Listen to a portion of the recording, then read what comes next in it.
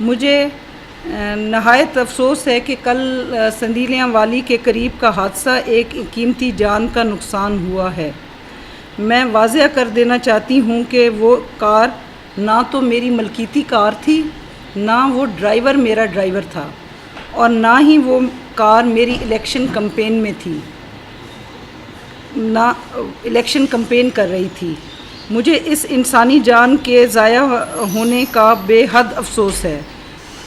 इस गमज़दा ख़ानदान के साथ मैं इस गमज़दा ख़ानदान के साथ गम में शरीक हूँ, लेकिन मेरे सियासी मुखालफीन ने इस हादसे से सियासी फ़ायदा